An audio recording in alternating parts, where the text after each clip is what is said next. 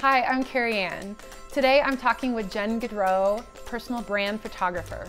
Jenn's one of the first people I met when I started my small business last year, so naturally she's one of the first guests on my show. Today we're going to be talking about permission to not be perfect, mindfulness, and some processes to make your business run more smoothly. It's going. Hi. How's Thank it going? you for doing this. Yeah, I of can't course. believe it's I'm the first excited. one. I'm a little nervous. I'm not gonna lie. I'm a little nervous too. A little nervous, but yeah, it's okay. Here we Real are. life. Yep, I know. So one of the reasons that I was really excited about starting this with you was because you were one of the first people that I met when I started my small business. I was thinking about that, and so obviously it's nice that we're here in your beautiful studio. Aww. That helps. But what I wanted to do is just, you know, I sent you some of those questions ahead of time, and I just want to talk a little bit more about the type of advice that you would have as you think about other women out there that are going to start their own business. And I know one of the things that maybe we should just start with is that question, is as you think about, you know, a photographer specifically starting their business out today, what kind of advice would you have for them? Yeah, I love that. Yeah. I would say, as someone who's been in business for 9 years, starting out having done weddings, I've been shooting weddings for 12 years, and about 5 years ago, I really started to fall in love with, at the time it was like lifestyle photography for publications for women in business, and they were doing career profiles on women running their businesses or different creatives that were, you know, makers and artists. And I started to dabble in that a little bit, and over the past couple of years, I've made a very hard shift into doing 50% personal brand photography and 50% weddings.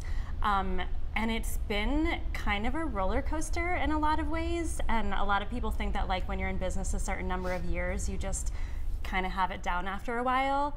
And 100% like your systems get better and you learn how to run things more efficiently, but you're never done growing and changing. And so I would say the advice that I would give to someone else that is also kind of advice that I have been trying to give to myself recently is just that perfection is just so overrated. And I'm actually going through yet another shift with my business. We'll continue to do weddings, but really focusing and pivoting primarily to personal brand photography.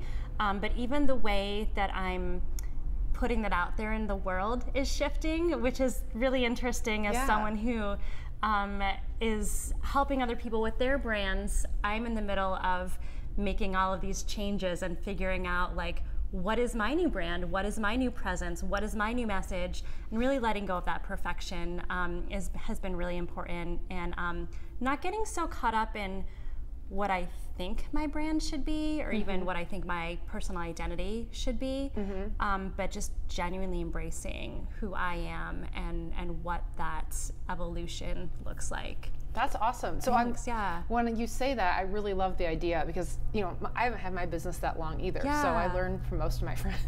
And, thinking about letting go of sort of that perfection actually gives me like this huge sigh of relief. Like it gives me this ability internally to sort of say, like, okay, it's okay, you know, like even though for me I'm doing branding, so I sometimes feel like I have to be so buttoned up and I have to really present myself, you know, the best way possible. And I could see maybe in photography it's the same way because you're thinking it's so visual, it's an image. So I'm curious, like as you kind of got to that point, I mean, did you sort of find like authentically yourself, like you also sort of found other parts of, I don't know, sort of relaxing or energy, sort of being able to just sort of be more your authentic self every day? Kind of. I'm like very honestly like in the middle of that. And so even figuring out how to talk about it differently and even becoming more comfortable in my own brand identity, as I'm literally figuring out what that shift looks like, has been, it feels a little bit vulnerable, especially to be doing that like publicly facing, but also knowing that like it's a process. And so I think if I hone into the growth part about it, or the growth aspect, like that gets me really excited. And then it's like, oh, this is so fun. I'm like learning these new things, and I'm like shifting this style and shifting how I interact and approach my clients. And that part sort of keeps me focused on the joy of it versus the fear of like, oh my God, I'm gonna look like I don't have everything together. So it's very much like a lot of like self-talk, like, you know what you're doing, like, and even if you don't know what it looks like yet, you're in the process and you know how to get there, even if you don't know what the next 5 steps are, you know what at least what the next 1 to 2 steps are. So. Yeah. I like that a lot, and actually when you just said you're talking to yourself a lot, I think that's the biggest thing I've learned. I was so used to in the like corporate world having colleagues to bounce ideas off of, and if there was something I was a little unsure of in my own work product, you know, whether it was for a client or something I was doing for a team, I could go down the hall and be like, hey, have you ever had this happen, or what do you think? And when all of a sudden it's just you. You literally are your own coach, you're your own colleague. And for me, that was a huge change. And it's a lot of responsibility. And I think we all come at starting our own businesses at different times in life and different times in our career. And I think, you know, that's one thing I think is so cool about you is like, you know, it's been over 9 years. And so you've been doing this. I mean, you were, thinking back, you were just like out there doing it, you know? I didn't know what I was doing then, but But I think that that's really true, that idea of, you know, being able to be comfortable with yourself and being able to just be your own coach. It's so true. At the same time, we need each other. I was actually at this retreat last weekend. I'm a small business women's retreat, but it was in the middle of the woods. So we were like camping or glamping really. And this one night, we had to get up in front of everyone, if we wanted to, and say what I know to be true is. And one of those things for me was, what I know to be true is that it's critically important that I listen to my intuition, which has been so consistent in the evolution of my business and my brand. But the second thing is we need each other. Like, even though we don't have that coworker down the street, like, we have each other. We have other colleagues, we have other friends, and I might not be on the line for the success of your business and vice versa, but there is like that sense of personal investment that like we do want to see each other grow and change. And like we can't do it alone, and we are like the CEO of our business, but we also, I think we're just fortunate to be in this like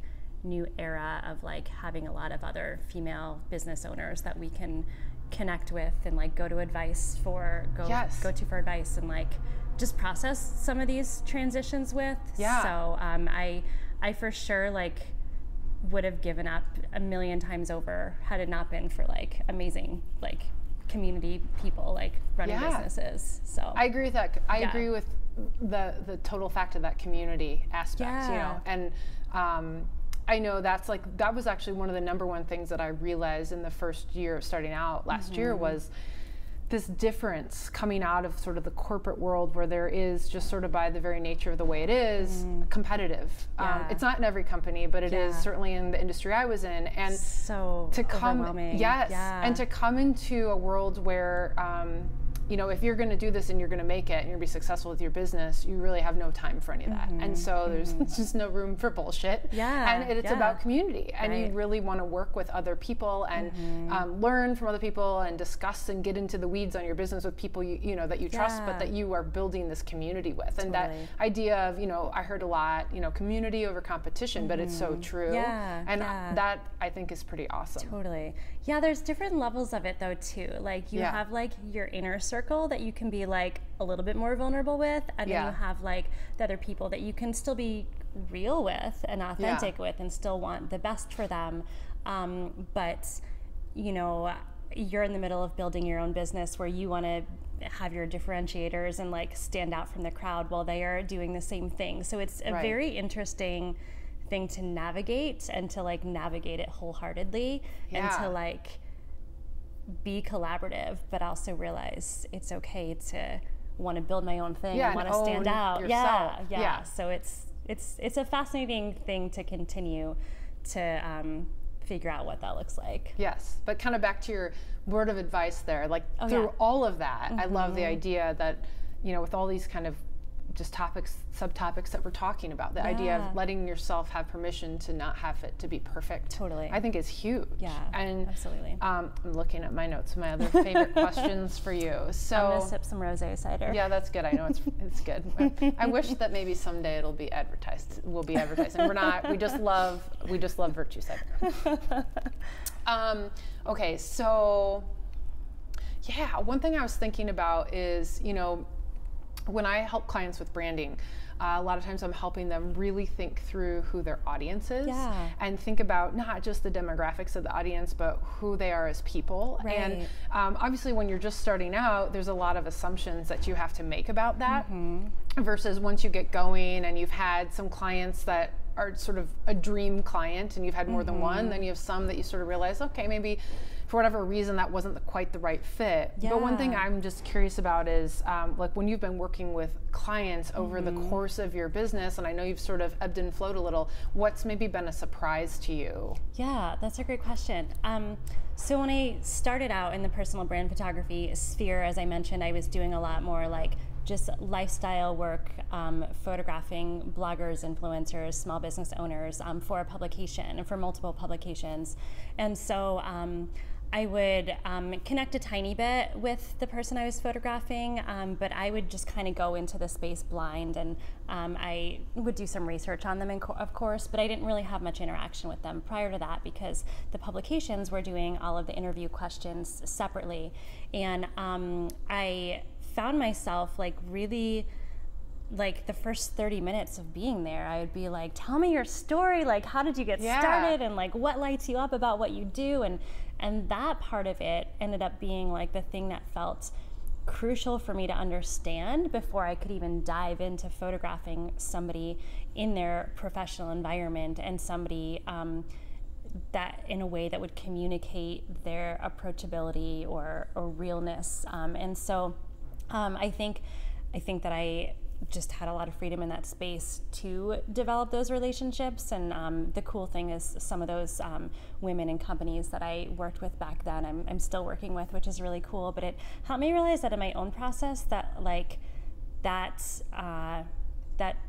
connection piece of it and like honing in on somebody's story and their message is actually a really big part of why I do what I do.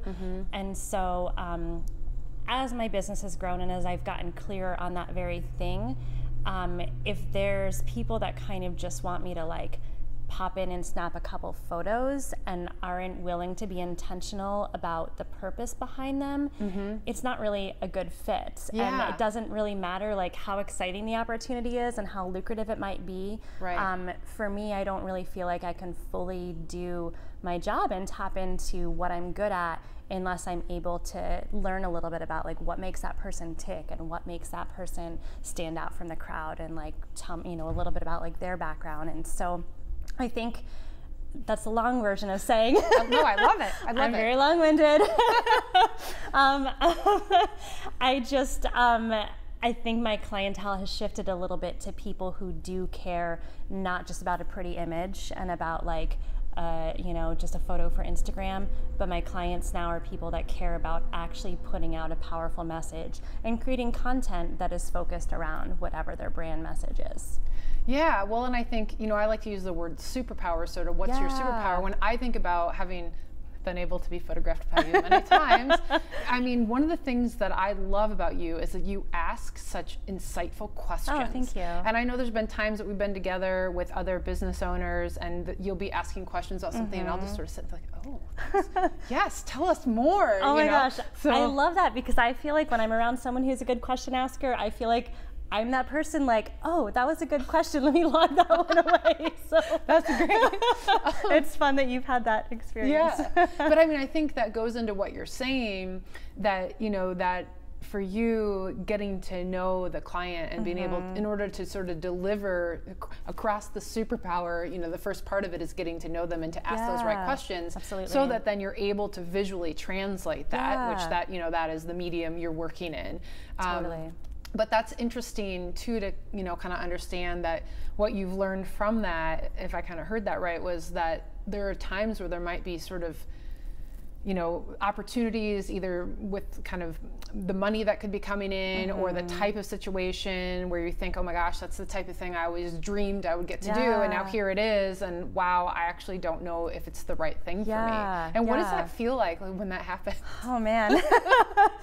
It is, it's been a little bit jarring. I've had a couple of opportunities where I very clearly had that feeling that, wait, this is not actually in alignment with like the soul of my brand, but I'm like, oh, it's good money and it's February, and you know, historically cash flow for photographers a little slower in February, and of course as my business model is changing, that's changing too. But I've sometimes not listened to that, like whether you call it intuition or just like not being in alignment with like my values, my new values that I've established. I've not listened to it sometimes, and it's like totally bit me in the ass. But the times that I have slowed down enough to say, oh wow, this isn't in alignment, it feels risky to say no to it. But then also it's just trusting like, no, there's a better opportunity, and like if I say yes to this, I'm saying no to whatever this other more in tune opportunity could possibly be. And I worked with a financial coach last year, and we worked a lot about on mindset and about just getting out of a scarcity mentality, and that has been revolutionary for helping me realize like there are plenty of people who not only need great photos but are also drawn to the more intentional aspect of telling their story and getting across their message with those images more intentionally. And so just trusting that if this is in alignment with my values, then I'm not losing anything, and in fact I'm gaining, you know, either free time or space or opportunity for something different. Which I think is great, and I know we've actually talked about that a little bit as I've been starting out in the last year and a half, because there's times where, you know, when you are just starting, like, and even to your point there, you sometimes feel like, well, I am gonna have to take this, right? And that little feeling or voice in my gut is saying, I'm not quite sure, but maybe I haven't even done that yet, so I don't know. You go through with that gig or that job and you get paid, and maybe you realize, okay, that is confirmed now, it's not for me. And one of the things you said— And sometimes you have to do that to learn, honestly. And to learn, and I know one of the things that you said to me that sticks with me a lot is that, you know, sometimes when you're starting out, it's okay. You have to give yourself permission to take those types of jobs. And you know that you're learning and that you're not always going to have those, but for now, if you need to keep the lights on, you know, you do it, and you just try to get yourself— at least sort of what I took away from that was sort of get yourself in a place where you're still, you know, showing up as your whole self and doing your best work, but maybe, you know, you're not going to put all of your heart and soul into it because that's sort of your magic and your superpower. And you know, you want to be mindful about where you spend it. And so that goes back to sort of, I think, what you're saying with your coach too, that absolutely. Being mindful. Agreed. I like that. Okay. All right. So the other thing that we were talking about before we sort of got on camera was, as you think about your work or what you offer and sort of that differentiator, that's another thing I like to think about. You know, you've mentioned a few of the ways sort of slightly, but not really in depth about what's changed for you over the longevity of your business, and especially in terms of like your offer or what you produce, and how that's affected you. You know? So I do a lot of strategy work in the beginning now, whether I get to work with someone like you who's like kind of taking the lead on the strategy, or whether it's just me running with that. It's really important to me to get a sense of like my client's vision and their audience, or their kindred client, as I like to call them, and you know what their differentiator is. And I love being able to you know, have someone like you that like walks into the situation and like has already been working on that with the client. But if they haven't been working with you or somebody like you, that's one of my offerings that I weave into the whole process as they get to know me. And I have a few different questionnaires, and then we kind of hone down into a shot list. And historically, and I think it's probably been more related to wedding photography, on a wedding day, things are moving so quickly and you're in the moment and you're really just needing to see moments unfold and be spontaneous. And in the back of your mind, you know, of course, like yes, capture a photo of the first kiss. Yes, capture a photo of the toasts and, you know, those kinds of things.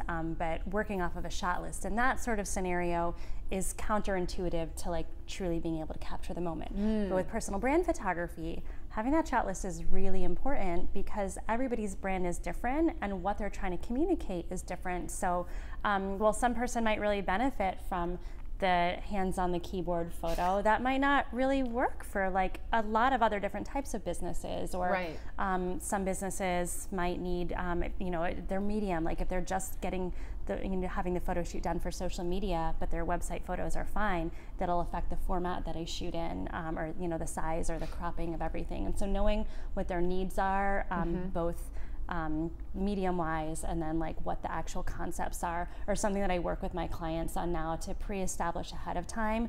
So we go in with a full game plan, and then in the moment it actually does allow us to be more spontaneous.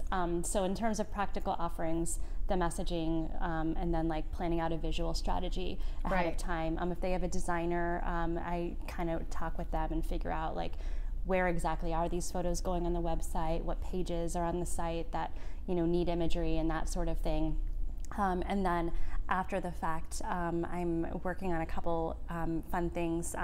Right now, one of the resources I have is 5 essential images you need to communicate your brand story in images. But after the fact, I send out a little just kind of content guide. Right now there's something that I have that's sizing for social media, but I'm developing it into a more robust resource that really helps people figure out, great, I had this photo shoot, I have this library of images. What do I do with them? Like you have like hundreds of images. I do. And there is a plan. Yeah, well, and honestly, part of my job that I'm realizing is to help you with that plan. And so it's not just about a photo shoot.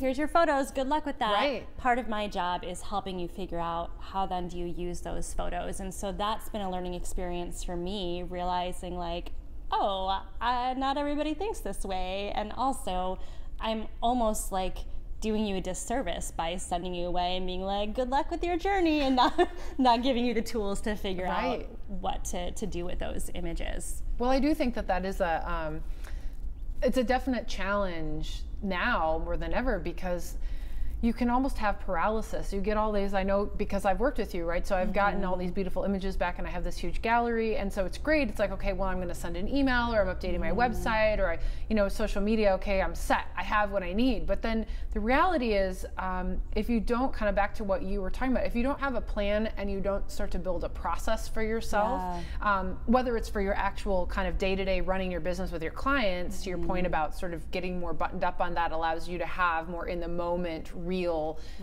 work experience. I think it also applies to the marketing side, which is sort of, for you, it's the output you're giving people. And it's easy, I think, to sort of, I'm a person who sometimes likes to just go with the flow. Some days I think, oh, I just want to be creative and go with the flow. But I find that when I don't have a plan and I haven't sort of thought through all of that, back to this example with the photos in this library, I'll sit and look at it and think, oh my gosh, how have I not, put this out? How have I not just been cranking out Instagram? Instagram should look amazing, and maybe by the time this is released in a couple weeks, somebody will go to Lofty Instagram and they'll see, wow, look at all those images. And I honestly struggle with the same thing, and it's something that I'm working on, implementing my own strategies for myself. It's almost easier as a bird's eye view, helping somebody else in their business figure out how to use their images, but then doing it for yourself it's hard. Like being your own therapist, kind of. But you're being your own marketer, or your own brand strategist, or your own photographer, or whatever. And I have thousands upon thousands of images, hard drives full of images that I photograph for other people, but double as a tool to market my own brand. And as I'm like developing these strategies for other business owners, I'm like, okay, need to do that for myself, and it's so I think it is easy to get in that paralysis when you have so many options. And so part of what I'm developing is like dividing things into categories and being very clear on like, what are these 3, 4, 5 things that are crucial for you to communicate, and they're usually it's tied to your mission or tied to your values in a way, but like a cup of tea or a cup of coffee doesn't necessarily just need to be about like, oh, I'm tired and I'm having coffee right now, but it can communicate the intentionality of your business, and you can talk about your processes and just have that photo reflect that thing. It doesn't always have to be so literal. So I'm working on some ways to help other entrepreneurs figure out like the connection between what this image can do and what the words or the story that can go along with it to support it. So ultimately it is more useful than just like, here's a pretty photo. Which I think is huge. I think that's huge. Yeah. I'm excited to have more of that too myself. I know, totally. So, okay, one other thing I wanted to ask you about that, when you were talking about creating your processes, and you were saying how, you know, getting to that point where you've got sort of the shot list when you're working with like a small business owner helps you to be more in the moment. I was curious about if there was ever a time before that existed where you went into a shoot and you were feeling prepared and you sort of had the aha, I need this, and sort of what that was like and how you worked through that. Oh yeah, that's a really interesting question. Let me try to think of an example. I know. Actually, yeah, the shoot that we did for Ryan is a really good example. Yeah. We were in Iowa last year, almost like literally a year ago. Almost today, yeah. And that's so funny. And we, you know, we're kind of figuring out our own processes, and then, you know, the best way that we could work together as a team and support one another to deliver something for the client. And you had done all the messaging strategy ahead of time. We had talked about all the concepts, and I talked with Ryan to help him come up with the actual concepts.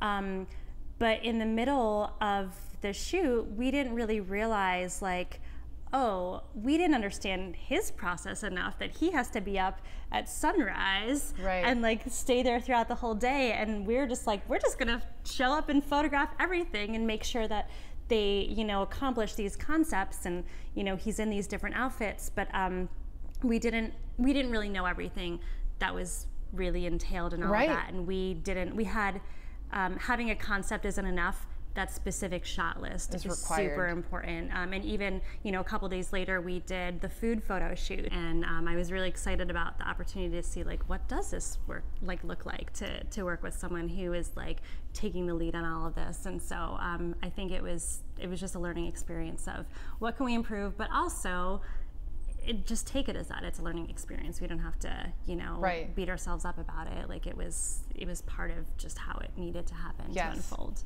I love this. So I'm thinking about the things we've talked about. So permission to not be perfect, being comfortable with being, I guess, mindful was the word that came, comes to mind. We were talking about like when you're working with clients and what have you learned, you know, and just sort of giving yourself permission again to just be open to what you might learn and where that will take your business with the types of people you want to work with, and being open to maybe taking the jobs that feel right, even if you're not going to get paid maybe what you want to be paid at first, because that might take you down a new path. So that being mindful of that at the same time when you're starting out, being okay with taking some of the work that you need to take to keep the lights on. And then just sort of this last piece of, you know, the more that you can work on iterating and building a strategy for yourself and a process that works for your business. And again, back to that permission of, you know, it's not gonna be perfect, but as you do that, you continue to grow and strengthen what you offer and your work with clients, because you are building something that works for you. Right? So, and then I have, one last sort of lightning round bonus question.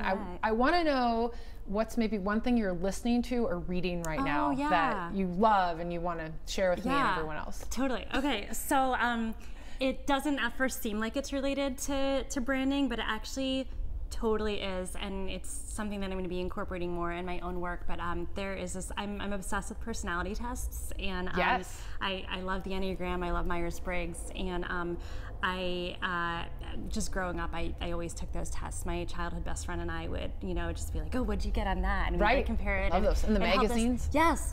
And it helped us become, I think, more aware of who we are in the world. But I love it in a business setting because it helps you become more aware of who you are as a business owner and what strengths you already have, and, you know, what ways you can improve. And so there's this podcast called Personality Hacker, and personalityhacker.com. This is not a sponsored ad. They have no idea who I am. but I've been finding a lot of resource in it, and they talk a little bit about the Enneagram, but they really dive into the Myers-Briggs type, and they talk about they encapsulate it or illustrate it in a car model of your cognitive functions. So without belaboring the point, for example, I'm an INFP, and in the Myers-Briggs system, what that would mean is my flow state, the thing that comes most naturally to me, is introverted feeling, and that manifests as authenticity in, is this in alignment with my values, like on a literal every decision level basis, which is really awesome in some sense, because I'm always making sure that there's integrity in what I'm doing. Right. But sometimes I'm like, should I be drinking this virtue cider? Is it in alignment with what my values of what I'm going to eat? And that's where it becomes, it slows me down a little bit. And so I didn't know that. I know, it's such a this is me geeking out on personality stuff. And then my growth state is what's called extroverted